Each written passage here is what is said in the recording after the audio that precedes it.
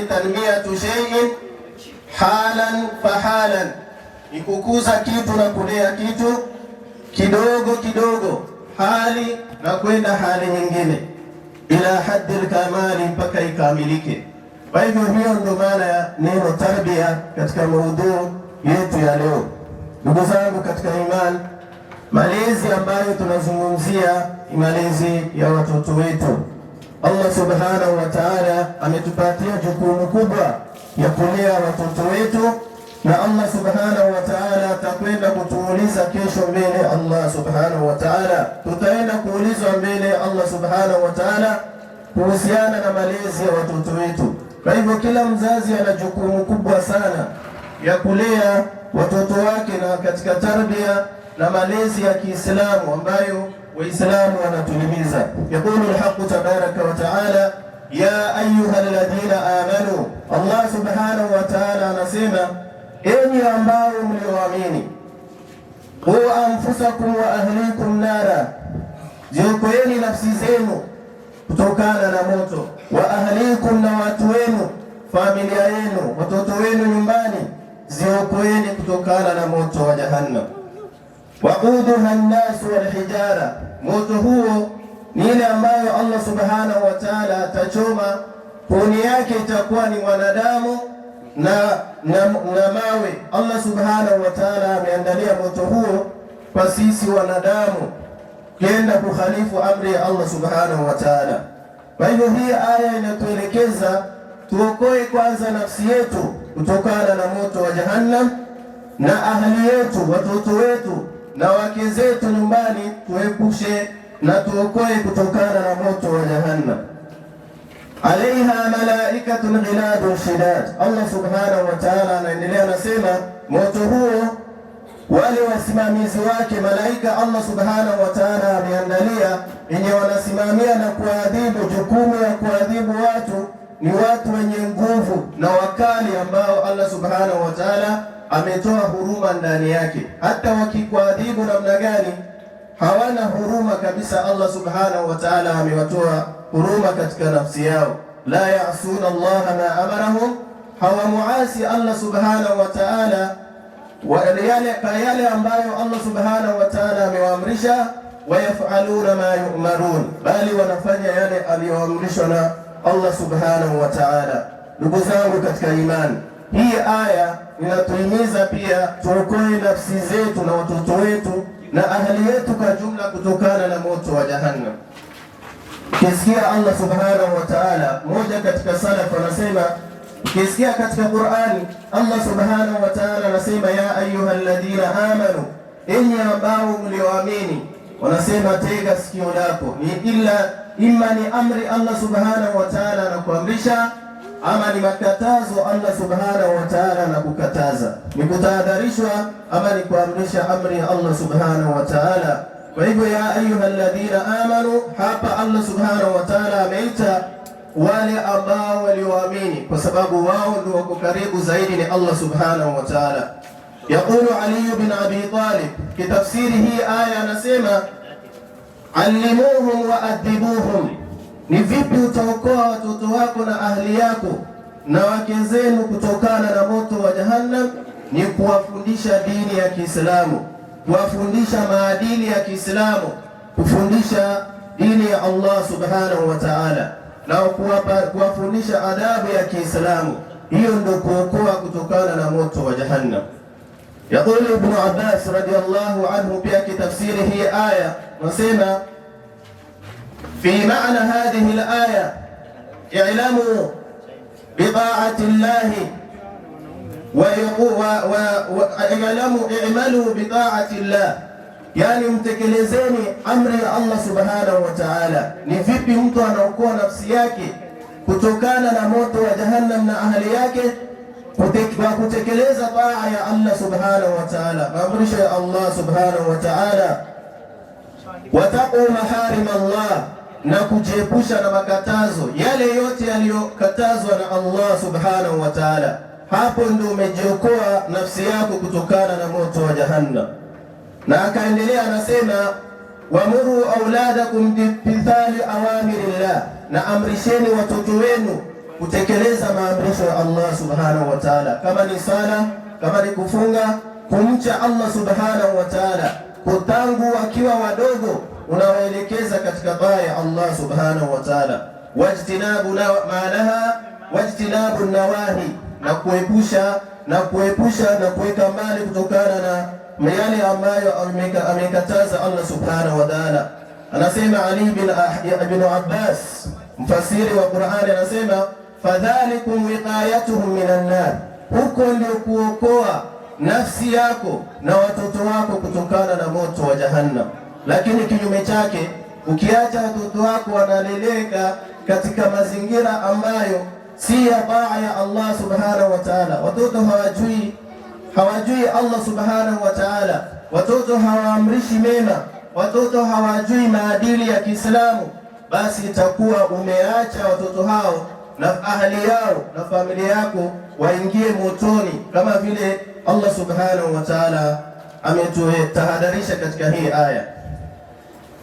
Na moja katika mfasiri pia Sheikh Abdurrahman Saadi rahimahullah pia anasema katika kitabu chake Taysiru Karimur Rahman fi tafsiri Kalam al-Mannan, katika tafsiri yake anasema yaqulu wiqayatu ahli al-awlad, wiqayatu al-ahli. Hii aya inasema tuepushe ahli yetu, watoto wetu, kutokana na moto wa Jahannam. Maana yake ni kwamba al-awladu bita'dibihim, kwa wafundisha adabu, wa ta'limihim, na kuwafundisha dini ya Kiislamu. Watoto wanafaa wafundishe adabu kutoka nyumbani kabla hawajakuja kufundisha madrasa au sehemu yoyote halaka ambayo wanasoma. Watoto wanafaa wafundishe adabu na mama yao na baba yao nyumbani kwao, wa ikhbaruhum an amrillah, na kueleza hawa watoto kuhusiana na amri ya Allah subhanahu wa ta'ala. Kwa hivyo ndugu zangu katika imani, hii aya ulama wameeleza mambo mengi. Kwa hivyo lazima tutekeleze na tuokoe ahli yetu na watoto wetu kutokana na moto wa Jahannam. Saa hii kwanza zama zinaenda kubadilika, tuko katika zama ambazo zinabadilika, zama za internet na social media. Watoto wanajua kila kitu kupitia hapo. Kwa hivyo tuko katika mtihani ambayo wengi wanafaa wazinduke, waangalie watoto wao, waelekeze katika taa ya Allah subhanahu wa ta'ala. Fa fil Bukhari min hadithi Ibn Umar radiyallahu anhuma anasema sami'tu Rasulullah sallallahu alayhi wasallam, nimemsikia mtume wa Allah rehma na amani ziwe juu yake akisema. Hii hadithi inaeleza pia jukumu ya kila mzazi, jukumu ya kila mama, jukumu ya kila baba nyumbani kwake. Hadithi ya mtume sallallahu alayhi wasallam inatueleza, mtume anasema kullukum ra'in wa kullukum mas'ulun an ra'iyatihi, kila mmoja wenu ni mchunga na kesho utaenda kuulizwa kuhusiana na yale ambayo umepatiwa jukumu ya kuchunga. Mas'ulun an ra'iyatihi, mtume akafafanua akasema al-imamu ra'in, imam ni mchungaji. Mas'ulun an ra'iyatihi, ataulizwa kesho mbele ya Allah kuhusiana na ile raia wake. Warajulu ra'in fi ahlihi, na mwanaume ni mchungaji katika nyumba yake, anafaa kesho ataulizwa mbele ya Allah subhanahu wa ta'ala, ni vipi alilea, ni vipi alichukua hiyo jukumu, alitekeleza vipi, ataulizwa mbele ya Allah subhanahu wa ta'ala. Wa mas'ulun an ra'iyatihi wal mar'atu ra'iyatun, na mwanamke pia nyumbani kwa mume wake ni mchungaji, ataenda kuulizwa kwa Allah subhanahu wa ta'ala. Fi baiti zawjiha, mwanamke katika nyumba ya mume wake pia kesho ataenda kuulizwa na Allah subhanahu wa ta'ala. Na pia anafaa ajue wa mas'ulatun an ra'iyatiha, ataulizwa kuhusiana na yale ambayo na amepewa jukumu na Allah subhanahu wa ta'ala. Kwa hivyo tuna jukumu kubwa Allah subhanahu wa ta'ala ametuwekea katika kulea watoto wetu katika mazingira, katika maadili ya Kiislamu, katika akhlaq na tabia ya Kiislamu. Tuna jukumu kubwa sana ndugu zangu katika imani. Fa fi sahihaini min hadithi Abi Huraira, katika hadithi ya Abu Huraira radhiyallahu anhu qala, anasema qala Rasulullah sallallahu alayhi wasallam, amesema mtume wa Allah, anaeleza katika hii hadithi kwamba jukumu inaanzia wapi.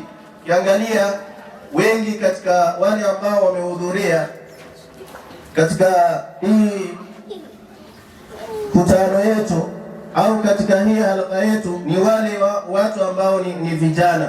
Hii maudhui inawahusu wapi? Pia wao pia kesho watakuwa ni watu wenye watapewa hii jukumu.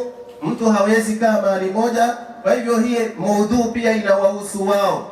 Mtu saa hii ako na nia ya kupata mke, ako na nia ya kupata jiko, basi pia lazima apate mafundisho ya Mtume sallallahu alaihi wasallam. Malezi yanaanzia wapi? Malezi ya watoto si ati unaanza kuoa ukipata mtoto ndo malezi yanaanzia hapo. Hapana, yanaanza mwanzo kabisa na hadithi ya Mtume sallallahu alaihi wasallam. Anasema, hadithi inapatikana katika Bukhari na Muslim. Mtume sallallahu alaihi wasallam anasema, tunkahu almar'atu li arba'in, mwanamke anaolewa kwa ajili ya mambo manne. Anaangaliwa mambo manne. Limaliha, anaangalia mali yake, anaolewa kwa ajili ya mali. Walihasabiha, pia anaolewa kwa ajili ya cheo chake. Wajamaliha, na anaolewa kwa sababu ya uzuri wake. Walidiniha, na kwa ajili ya dini yake. Mambo haya manne ndio mtu akitaka kuoa anazingatiwa. Mtume lakini mwisho akasisitiza akasema, fadhfar bidhati din, uchague yule ambaye yuko na dini, mwanamke ambaye anajua dini ya Allah subhanahu wa ta'ala, mwanamke anashikamana na dini ya Allah subhanahu wa ta'ala. Hapo ndo watoto pia wanapata malezi mazuri pale nyumbani. Ikiwa mama mwenyewe ni tariku sala, mama mwenyewe hayuko katika taa ya Allah subhanahu wa ta'ala, basi itakuwa umepata hasara. Fadhfar bidhati din, Mtume anasema uchague yule ambaye mwenye dini. Kati ya haya mambo manne uchague yule ambaye anashikamana na dini ya Allah subhanahu wa ta'ala. Tarbat yadak, la kama huwezi uchagua huyu ambaye mwenye dini, utapata hasara, utahasarika na watoto wako pia watapata hasara, hawatapata yale malezi ambayo ni ya Kiislamu. Imamu Muslim pia ameweka mlango mzima ya kuzungumzia haya. Anasema katika sahihi yake, akada babu istihbabu nikah dhati din, akaweka mlango mzima ambaye hatuwezi zungumzia kwa hii hapa. Akaweka mlango inazungumzia mwanamke kuolewa ni yule mwanamke ambaye yuko na dini, ambaye ameshikamana na dini ya Allah subhanahu wa ta'ala. Ndugu zangu katika imani, lazima kwanza uchague. Baba ako na jukumu ya kumchagulia watoto wake mwanamke ambaye ako na dini ya Allah subhanahu wa ta'ala, mcha Mungu, anamuogopa Allah subhanahu wa ta'ala. Katika dua ambayo kila mmoja anajua inasomewa wapi, Mtume sallallahu alayhi wasallam ametuelekeza, bismillahi allahumma jannibna shaytan wa jannibi shaytan ma razaqtana. Hii ni miongoni mwa mambo ambayo mtu anafaa azingatie kabla hajaanza hata kuingia katika sala zima la ndoa. Azingatiwe mambo kama haya yote malezi. Kwa hivyo inaanzia wapi? Kuanzia kutafutia mtoto mama yake na kuomba dua, kwa sababu Mtume sallallahu alayhi wasallam anasema, ad-du'a mukhul ibada, ad-du'a huwa al-ibada, dua ni ibada.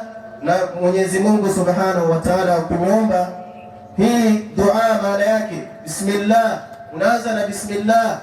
Allahumma jannibna shaytan, e Mola wetu wa haki, uepushe shetani kutokana na sisi. Wajannibi shaytana ma razaqtana, na uepushe shetani, utuweke mbali shetani katika yale ambayo unaturuzuku. Hapa riziki inazungumzia watoto, kwa hivyo shetani hawezi akakaribia. Ndio maana Mtume sallallahu alaihi wasallam akaeleza faida ya kusoma hii dua, fa in qada Allahu bainahuma waladan, ikiwa mtu atasoma hii dua Allah subhanahu wa ta'ala akawajalia mtoto, yule mtoto anasema, fa in qada Allahu bainahuma waladan lam yadurruhu shaytanu abada, shaitani hatawahi kuwadhuru watoto kama hawa. Ikiwa mtu anasoma hii dua, shaitani hatawahi kudhuru mtoto kama huyo milele, maishani mwake ataendelea vizuri na hakaribiwi na shaitani.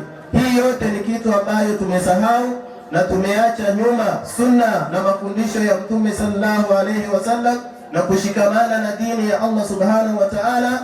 na tumeacha nyuma mafundisho yote ambayo yanatufunza na Bwana Mtume Muhammad sallallahu alaihi wasallam. Hasara yake tunaona hapa duniani, watoto wanaharibika, watoto hawasikilizi wazazi wao, watoto hawafuati maamrisho ya Allah. Kumbe wewe ndio hujaanza kulea watoto wako tangu mwanzo kutoka kwa mafundisho ya Mtume sallallahu alaihi wasallam. Ndugu zangu katika imani, wa hadha al-Khalil, tunazungumzia kwa ufupi kwa hii muda mchache vile mitume ambao waliotangulia walikuwa wakiombea dua watoto wao. Silaha ya mu'min ni dua. Watoto wako wanafaa pia waombee dua kwa Allah subhanahu wa ta'ala. Imam al-Khalil Ibrahim alayhi salam alikuwa akimwombea mtoto wake, Rabbi habli minas salihin, yani hata kabla hawajapatikana anaomba Allah subhanahu wa ta'ala, ewe Mola wangu wa haki, uniruzuku mimi mtoto mwema, watoto ambao ni wema. Fabasharnahu bighulamin halim, kupitia ile dua ya Ibrahim al-Khalil alayhi salam, Allah akamjalia bighulamin halim, mtoto mpole mcha Mungu, anamcha Allah subhanahu wa ta'ala, ambaye ni Ismail alayhi salam. Allah akamjalia Ismail mtoto mwema kutokana na ile dua ambayo ameomba hata kabla hajapatikana huyo mtoto duniani.